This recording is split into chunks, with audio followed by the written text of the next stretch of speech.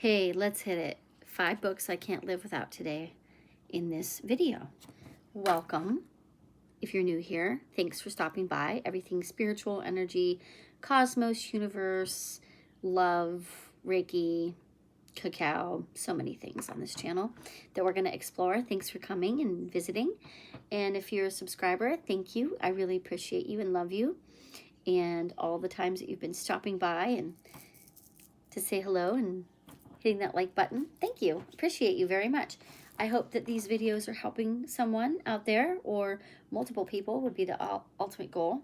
But I'm Erin. I'm an oracular medium, and I'm having a very healthy dose of fun, love, and light here on my little channel that I am growing. So thank you for being here.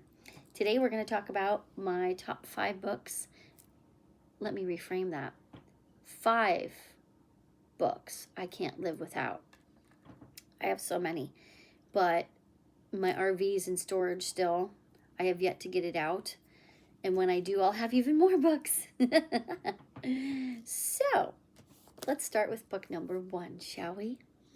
This is a handy little ditty that I got from my beautiful soul sister Sherry Lynn at the Light Emporium in Ohio here. And this I would highly recommend if you are into crystals, rocks of any kind, because it's so tiny. You can just take it anywhere with you. And if I just flip to any page, oh, how funny, I flipped to the Jasper section. It's a very concise, insightful book with pictures, lots of not pictures, photographs. Difference between pictures and photographs, just saying. But the photographs are they're realistic photographs. They're very good descriptions with keywords, the chakra, the elements, the physical, emotional, and spiritual effects.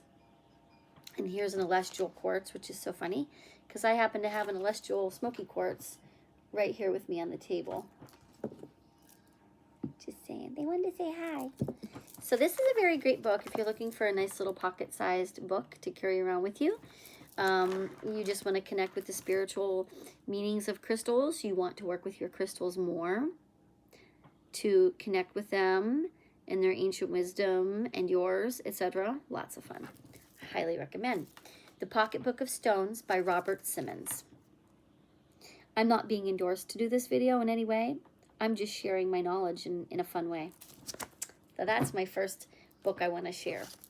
I have quite an eclectic thing going on over here because that's how I work, right? I like my crystals. I like to work with them, amongst other things.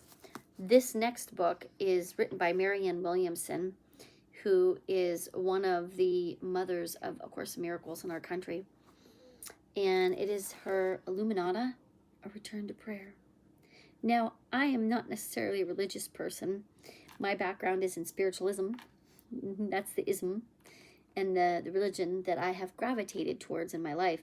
But I'm by no means going to talk about religion on this channel, most likely.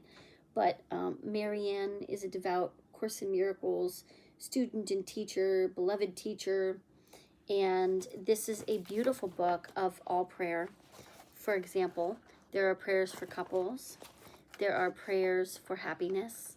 There are prayers for the evening. There are prayers for being a victim. There are prayers for parents and children. If you can think of it, it's in here. And I really, really love this book because this is a book of personal ceremony and connection between you and the all that is. And there's so many different ways to embrace those energies and to connect. So that's my second book recommendation. It's time for a sip of coffee. I was a former school teacher, elementary school teacher, in my first half of life for many years. And so books, knowledge, learning, being a student is very important to me. And not necessarily in a public school setting anymore. That's a video for another time. We won't go there. But education and learning, growth, and expansion on whatever level that you are on and whatever subject topic that you're interested in is a-okay in my book. This is another book that I consider one of my best friends amongst my books. Of course, Louise Hay. I love her so much. And Wayne Dyer. I don't have one of Wayne's books with me right now. They're on the RV. But if I were going to put another book to pair with this one, it would be any of Wayne Dyer's books. But this book in particular has been a favorite of mine for many years because it's Louise Hay and because of the fact that, let me just read the back of it to you. You should always turn the book over and read the back. I always taught my third graders that too. You can heal your life. I've written this book to share what I know with you, my readers. It incorporates portions of my little book, Heal Your Body, which has become widely accepted as an authoritative work on the mental patterns that create diseases in the body. You feel me here? This is some groundbreaking, expansive, true energy kind of work. If you do the exercises in You Can Heal Your Life progressively as they appear, by the time you finish, you will have begun to change your life. Truth. I'm living truth. I'm living proof. I've read this book cover to cover at least 3 times. I'm living proof of this. I suggest you read the book once, then read it again. I agree with her. But this time, do each exercise in depth. If you can, work through the exercises with a friend or family member. Know that when you work with these ideas, my loving support is with you. Love, Louise Hay. So the really interesting thing about this book, in addition to the content of it and the effectiveness and the soothing, calming energies that come with this as you are healing with this, with Louise, it feels like she's walking you through this. Like she's literally sitting right next to you, holding your hand. And she is in the spirit realm. Please feel free to call her in if you are going to dive into this book. Call her in. She'll come in with you and hold your hand. So it has in this book, at the end of it, oops, I'm in the wrong section because it's quite a lengthy section, what's known as the list. Okay, it's a list of every owie, boo-boo, disease, problem, basically, that the human body could succumb to or be faced with at some point. And it offers an affirmation as the release, the healing for whatever the body is feeling, whatever disease is in place. But basically all the affirmations go right to the core of where you're hurting. This is a good one. Check it out. Next on the list, The Encyclopedic Psychic Dictionary by Dr. June G. Bletzer. This one has been in my possession for almost the last 20 years. This has everything in it, every and any question you might have. Now, granted, it is very concise, but it is not, it may or may not be updated. I'm not sure on this one. This is an original copy from about 20 years ago. But still, it has everything in it. Spittle, split off, spontaneous PSIs, heaven, hemlock, you name it, it's in here. Cooperative kingdoms, seance, everything is in this book. So if you have a question about anything, spiritual, energy, the like, healing, this is a book for you. This is a really fun book to just play this little game where you just flip through the pages and you ask Spirit, what do I need to know for today? Truth. Truth. An individual reality. All individuals have their own truth within themselves. Truth must be found within oneself. No one can teach another a truth.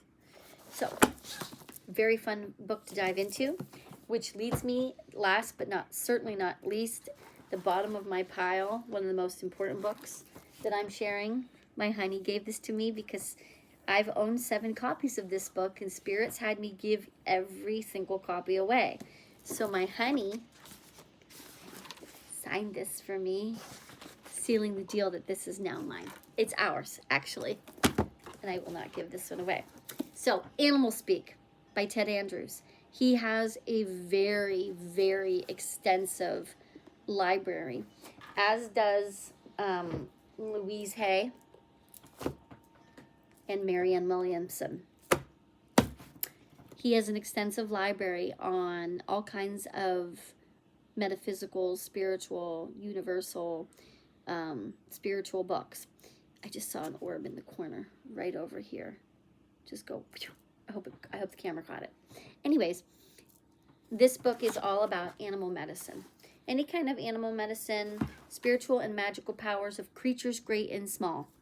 And it includes a comprehensive dictionary of animal, bird, and reptile symbolism and animal medicine. So, for example, just to give you...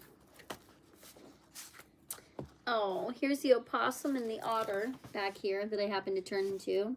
So this is full of both illustrations and real photographs, right?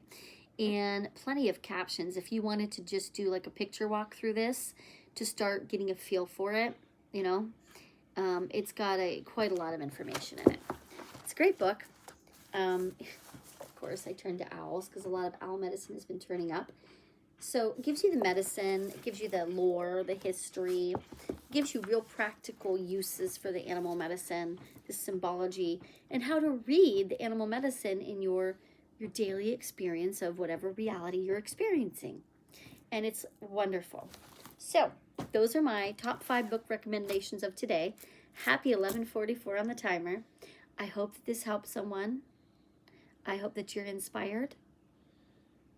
And I wish you many blessings for the most lovely, divinely guided day. Mwah. Thanks for stopping by.